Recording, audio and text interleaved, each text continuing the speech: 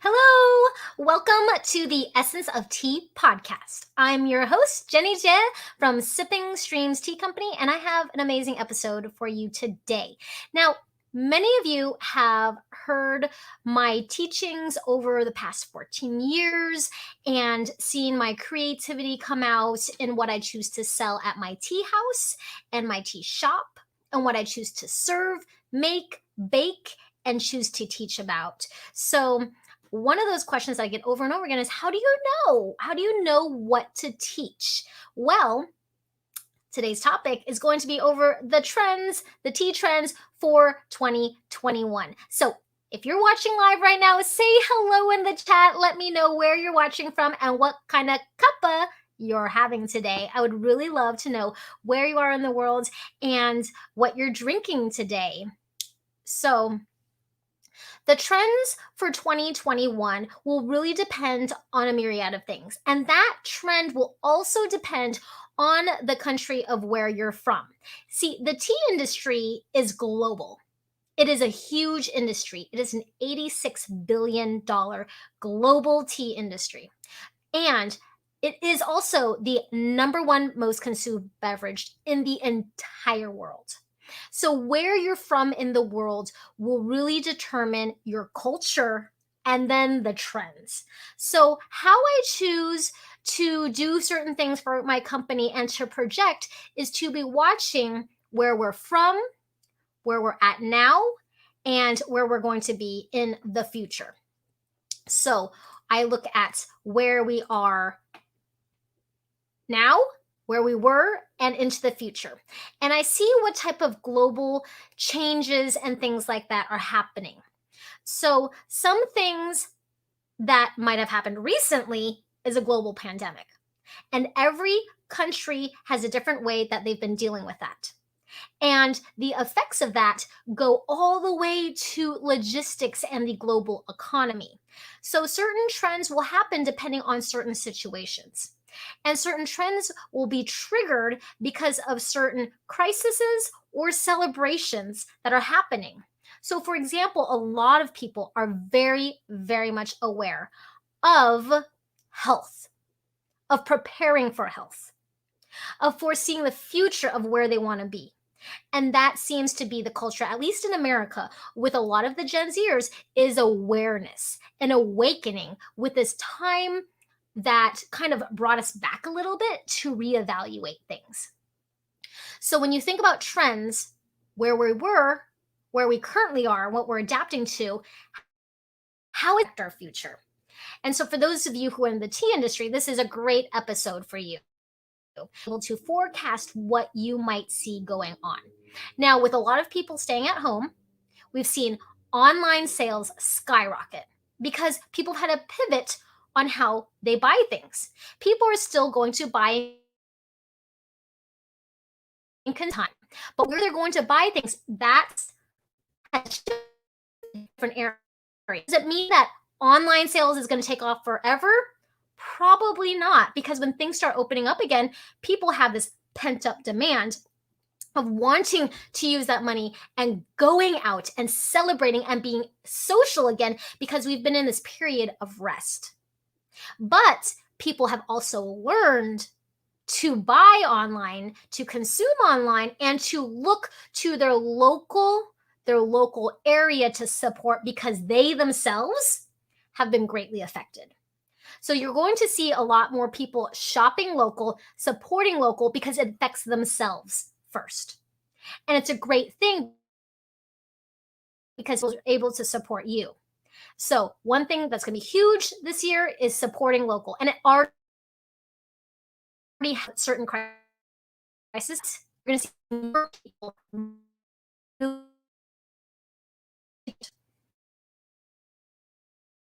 to see people wanting to enjoy what they have.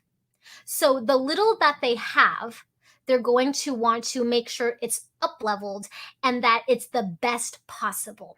With a scarcity of jobs and income, people are going to really appreciate what they have in what they have, the little amount that they have, buck, right? So you have to think about that, the value. People are going to start valuing things and experiences a lot more. Those experiences might be at home, they might be virtually.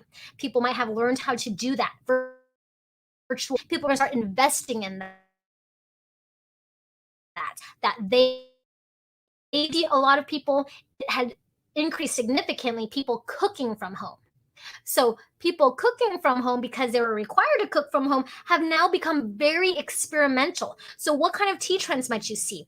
A lot of creative tea recipes. No longer are you going to see people specializing necessarily in high-end orthodox teas, because they can drink that high-end orthodox tea, but they really want to know the story and they want to be a part of the journey. And since they weren't able to go on that tea tour and able to visit that tea farm, that's what they would really really want, and that's what's going to happen, is like people are going to want to travel and go on vacation. So that's going to come up soon in the future, but right before the future, currently right now, they're going to be as creative as they can with what they have and make a spin on things. So you're going to see a lot of trendy drinks that you've already seen in the past few years, and matcha has completely exploded. A lot of people doing homebrew kombucha, a lot of people looking for that health and wellness aspect out of the investment that they've put in.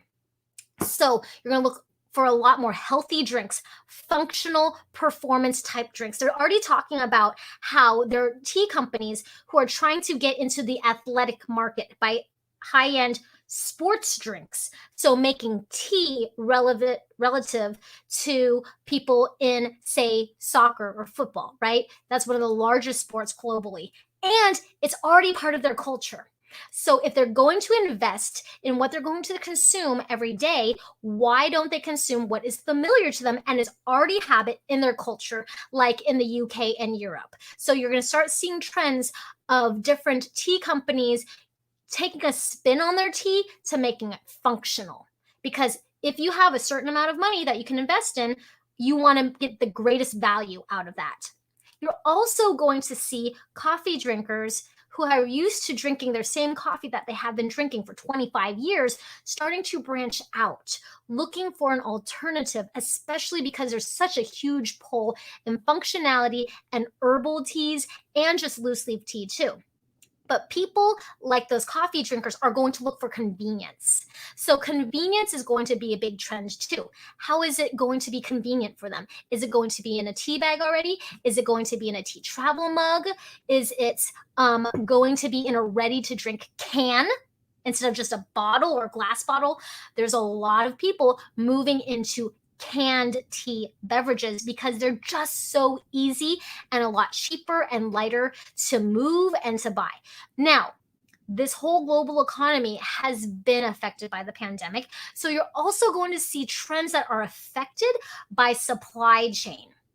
So, depending on what people have at the time, you might have heard of the bubble tea shortage or the tapioca shortage because of ships getting stuck in canals or different things like that. So, you're going to see people put a spin with the resources that they have. So, just be watching for that. People want to also be educated. They want to have a greater experience, and education is very easy to attain. So, when you're experiencing a delicious matcha latte or something like that, they're going to want to know more about the matcha, more about the story. Why should they invest their time and money in that when they could do it for something else? And because people have gotten used to studying and learning from home and staying from home, you're going to see a lot of more knowledge, a lot of more tea knowledge and experiences, and diving deeper into that experience. Not only that, people are kind of tired of the medicinal effect, right? They want things that are all good, especially Gen Zers. Something that tastes great, makes you feel amazing, is good for your body, has an amazing story, up, up, and up. So you're going to see certain trends that are going to shift that way in 2021. Now, I said earlier that when you evaluate trends that are coming up, you have to look at what has happened, what is currently happening and how is that going to affect the future. And so those are some signs to tell, specifically in your culture. So in Canada, the culture can be completely different than it is here in America, which could be very different than the culture in Germany or in New Zealand. So different places have different rules, and those rules of how this pandemic has affected us is going to really greatly determine what's going to happen in 2021. You're going to see a lot of shifting and pivoting of things are not going to be the way that they were because they had to change. And then when things start opening up, certain things are going to be instilled because they've practiced it over the period of a year, and it's going to be normalized. But then the things that they couldn't have that they really wanted are going to start to not necessarily explode, but just open their minds to the possibilities. So you're going to see a lot of fusion of these different cultures, travel, and all the thought processes of what a person might go through. And that's what you're going to see this whole trend globally happen, is a shift and pivoting in the tea industry. So really, really good high-end products with a story, but with education and convenience in mind. And people are going to want to shop local. So those are things that you can consider as you are taking your journey to success, for if you're in the tea industry, or if you're just a tea fan and fanatic, you probably see this already happening in social media, because over the past year, people taken all kinds of pictures of their teas, their tea tastings, their virtual tea tastings, their virtual tea classes, and now they want to start applying that knowledge. When they start being able to travel again, they want to instantly be able to experience it firsthand. And they want to take the old and kind of make it their own.